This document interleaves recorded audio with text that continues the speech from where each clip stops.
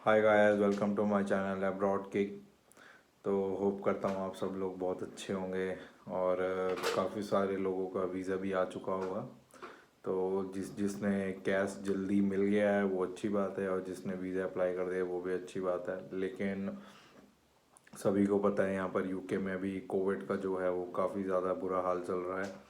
तो यहाँ पर रिकॉर्ड ब्रेक हो चुका है। 90,000 अबव केसेस आ रहे हैं लास्ट 3-4 दिन से। तो काफ़ी सारे इश्यूज चल रहे हैं। तो जो भी लोग न्यू इनटेक के लिए आ रहे हैं जनवरी के लिए, तो उनको उनके लिए काफ़ी कुछ मतलब अब इश्यूज हो सकते हैं। तो क्या करना चाहिए क्या नहीं करना चाहिए, तो आज हम उस वीडियो में बात करेंगे। क्योंकि मैं भी जब आया था लास्ट ईयर भी सेम सिचुएशन थी यहाँ पर यूके के अंदर, लॉकडाउन लगा हुआ था। तो अभी मे भी लॉकडाउन लग सकता है जनवरी के टाइम पे। तो अभी फ़्लाइट्स के क्या रूल हैं, क्योंकि काफ़ी सारे लोगों ने बोला है कि इंडिया ने इंटरनेशनल फ़्लाइट्स बंद कर दी हैं। तो आज हम वो भी डिस्कस करेंगे। तो काफ़ी सारे लोगों ने मतलब मेरे को यहाँ पर कमेंट्स भी किए मेरी वीडियोस के नीचे, क्या क्या इश्यूज उनको आ रहे हैं। तो आज हम वही सब चीज़ें डिस्कस करते हैं अपने वीडियोस में, और मिलते हैं ब्रेक के उस पार।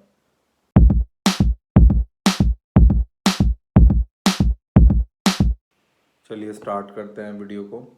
तो जो काफ़ी सारे कमेंट्स आए हैं मेरे वीडियोस के ऊपर, काफ़ी सारे लोग कंफ्यूज्ड हैं कि क्या करना है आगे। तो जो सबसे पहले वाला जो कमेंट आया था वो ये आया था कि मेरा कनाडा का वीज़ा जो है वो रिजेक्ट हो चुका था। पता नहीं उन्होंने टाइम्स तो लिखा नहीं कितने टाइम्स, बट रिजेक्शन हो चुका था। तो वो कह रहे थे कि वीएसएस के थ्रू अगर हम यूके का वीज़ा दोबारा से अप्लाई करने जाते हैं तो कुछ इश्यूज तो नहीं होंगे हमारे को, या रिजेक्शन ना हो जाए यूके में। तो मैं आपको इस चीज़ के लिए बोलूँगा कि ऐसा कुछ इशू नहीं है। अगर आप अमेरिका के लिए जाते हो तो वो एक चांस होता है कि हाँ आपका रिजेक्शन हो सकता है, बट अगर आप यूके के लिए जाओ तो उनका पूरा जो प्रोसेस है एप्लीकेशन का सब कुछ, वो किसी कंट्री के ऊपर डिपेंडेंट नहीं है।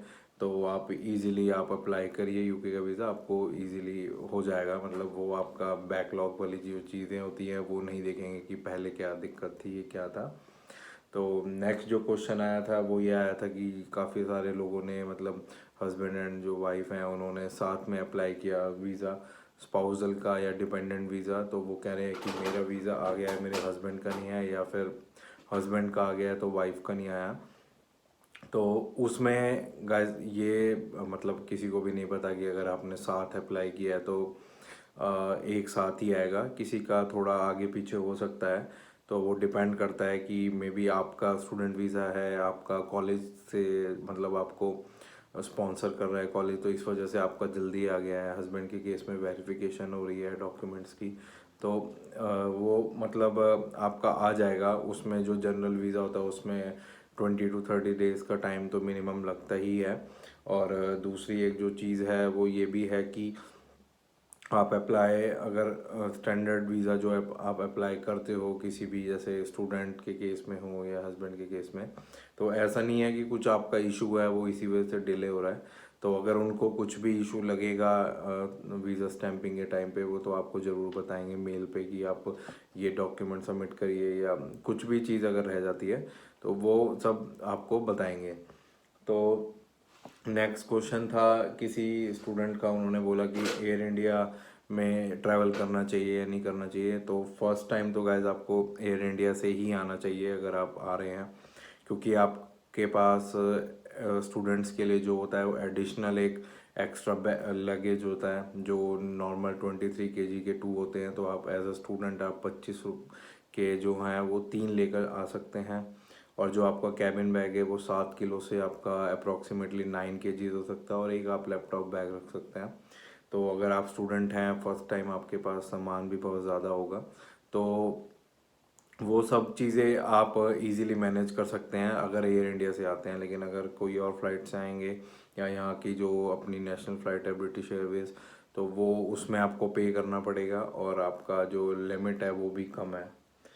तो नेक्स्ट जो कमेंट किया किसी ने वो ये किया कि जो आपका वीज़ा स्टैंपिंग के टाइम पे आप वीएफएस में आप सबमिट करा रहे हैं अपने डॉक्यूमेंट्स, तो वहाँ पर आपका इंटरव्यू होता है या नहीं होता। तो ये काफ़ी सारे लोगों को डाउट्स है इस चीज़ में। तो आपका इंटरव्यू नहीं होता वीएफएस ऑफिस में, जस्ट फॉर आपका बायोमेट्रिक, आपके डॉक्यूमेंट सबमिट होते हैं और आपका पासपोर्ट वहाँ पर सबमिट होता है, और आपको कुछ नहीं करना उसमें। वहाँ पे आपका कोई भी किसी भी तरह का इंटरव्यू नहीं होता आपका। वहाँ पर आप जब जाओगे, आपसे वो मतलब जब आप बायोमेट्रिक के लिए अंदर जाते हो, वो आपसे आपका पर्सनल जो भी डिटेल्स होती हैं कैमरे के सामने वो आपसे पूरा पूछते हैं, आपके फिंगरप्रिंट लेते हैं, और आपके जो ओरिजिनल डॉक्यूमेंट्स हैं जो आपने एप्लीकेशन सबमिट के टाइम पे दिए हैं उनको, अगर आप उनकी स्कैन वाली सर्विस ले रहे हैं तो वो आपके डॉक्यूमेंट सारे स्कैन करेंगे। अदरवाइज जो आपने ऑनलाइन किया है बस वो उसी को वेरीफाई कर कर आपको आपकी स्लिप दे देंगे कि आपने ये प्रोसेस आपका स्टार्ट, मतलब आपने जो अप्लाई किया वो एक उसकी एक्नॉलेजमेंट देंगे आपको। तो नेक्स्ट जो चीज़ है, काफ़ी सारे बंदे पूछ रहे हैं कि पार्ट टाइम जॉब्स का क्या होगा।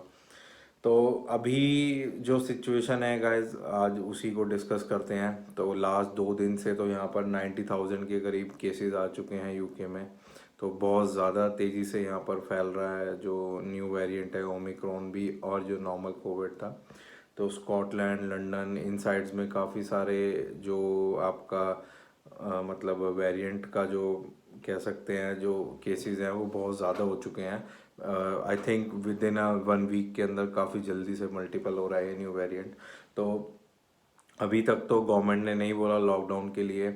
तो अगर लॉकडाउन नहीं होगा तो पार्ट टाइम जॉब्स रहेंगी आपकी मार्केट में ज़्यादा, लेकिन अगर लॉकडाउन लग गया तो स्टूडेंट्स के लिए दिक्कत है, जो भी जनवरी इनटेक के लिए आ रहा है कि आपका मे बी फिर आपको पार्ट टाइम जॉब्स ना मिले, और आप ट्रैवल कर रहे हो तो आपको आइसोलेशन करना पड़े। तो अभी आपका जो है as per government rule India से जितने भी फ़्लाइट्स कैंसिल हुई हैं, लेकिन जो बायलेटरल एग्रीमेंट के जो हिसाब से जो फ़्लाइट्स हैं इंडिया और यूके के बीच में वो अभी चल रही हैं। तो काफ़ी सारे लोग ट्रैवल कर रहे हैं।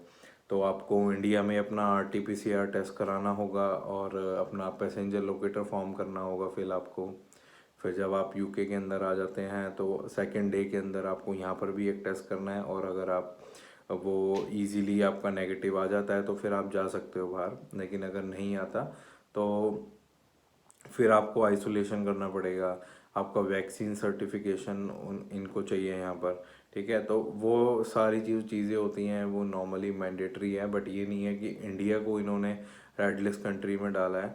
तो इंडिया ने फिर भी एक वॉच लिस्ट के ऊपर डाला हुआ है यूके को, क्योंकि यहाँ पर केसेस बहुत जल्दी से ग्रो कर रहे हैं। तो इसकी वजह से क्या हो रहा है कि सारे के सारे जो आपके कॉलेजेस हैं, मेरा जैसे कॉलेज था, अभी मेरे एग्ज़ाम ख़त्म हुए हैं परसों। तो सारी की सारी जो क्लासेस थी, जो लैब्स जो थी, वो बीच में एक टाइम पर फेस टू फेस स्टार्ट हुई थी, लेकिन ड्यू टू उसकी वजह से मेरे कॉलेज में भी काफ़ी सारे केसेस आ गए हैं कोविड के। 70 to 80 केसेस हैं, और उसमें टीचर्स को भी हो गया। तो वो दोबारा से सारा कुछ ऑनलाइन ही चला गया है।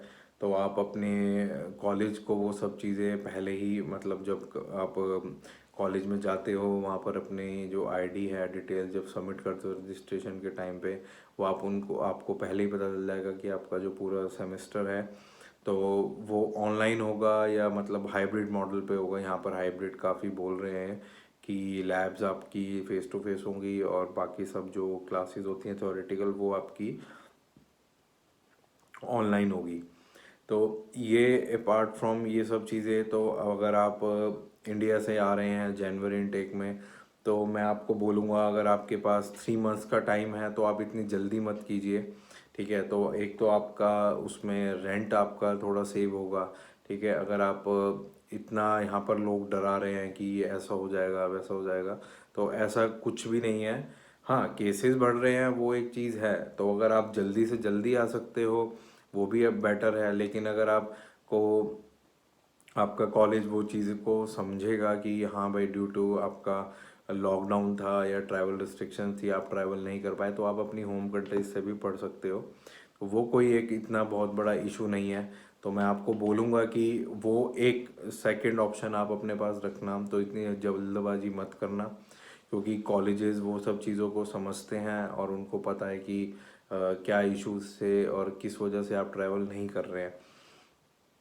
तो ये सब एक चीज़ हो गई, और फिर जितने भी आपके डॉक्यूमेंट्स हो गए, रिपोर्ट्स हो गई, टीबी टेस्ट हो गया, वो सब इमिग्रेशन के टाइम पे आपका चेक होगा। तो प्लीज़ अपना जो पैसेंजर लोकेटर फॉर्म है वो सही से फिल करना। और आपको यहाँ पर आने से पहले भी अपना कोविड टेस्ट बुक करना पड़ेगा इंडिया से। तो वो आप पहले ही बुक करके उसके जो रेफरेंस नंबर मिलेगा वो ही आपको लोकेटर फॉर्म में भरना है। तो वो सारी जो डिटेल्स होती है वो आपको सही से फिल करनी है। अपनी वैक्सीन का जो भी सर्टिफिकेट है, चाहे आप प्रिंट आउट लीजिए या फिर ई मोबाइल में रखिए, ई टिकट की तरह, तो वो भी आप कर सकते हैं। तो अभी तो यही है। देखो जनवरी में मेरे को लगता है लॉकडाउन लग जाएगा यहाँ पर, क्योंकि जिस तरह से यहाँ पर केसेस बढ़ रहे हैं वो लास्ट 2 साल में ऐसा तो यहाँ पर किसी ने प्रिडिक्ट नहीं किया था कि इस बार इतना ज़्यादा होगा। क्योंकि यहाँ पर अभी पार्टियां हैं, सारा कुछ ओपन है, तो इस वजह से लोग भी अभी थोड़े से केयरलेस हो चुके हैं कि नहीं नहीं अभी घूमना है, मास्क और वो सब चीज़ें आप मतलब अपने पास यूज़ नहीं कर पा रहे हैं जैसे क्राउडेड प्लेस हैं। तो गवर्नमेंट ने ये भी बोला है कि अगर आप क्राउडेड प्लेसेस में हैं, पब्लिक ट्रांसपोर्ट में हैं, तो आपको मास्क यूज़ करना ही करना है। और अगर नहीं करोगे तो आपका उसमें काफ़ी कॉस्टली जो है वो आपका फ़ाइन है पाउंड्स के अंदर। तो ये सब चीज़ें अगर आप फॉलो करोगे तो मेरे को लगता नहीं है आपको कुछ इश्यूज़ हो गए। और आगे अगर अभी और भी कोई अपडेट आता है तो मैं आपको ज़रूर बताऊंगा। तो गाइस, जिसने भी मेरे चैनल को लाइक नहीं किया, सब्सक्राइब नहीं किया, please please please like and subscribe the channel. और आप मेरे साथ इंस्टाग्राम पर अपना कोई भी इश्यूज़ हैं वो आप डिस्कस कर सकते हैं, ठीक है। तो आप मेरा इंस्टाग्राम चैनल भी फॉलो कर लीजिए, अब्रॉड किक के नाम से है। तो होप करता हूँ आपको मेरी वीडियो पसंद आई होगी। और अगर आपको और भी कुछ भी इश्यूज़ हैं आप कमेंट में बता सकते हैं, या फिर आप इंस्टाग्राम पर आप मेरे को मैसेज करिए। चलिए मिलते हैं अगली वीडियो में। Bye bye, take care.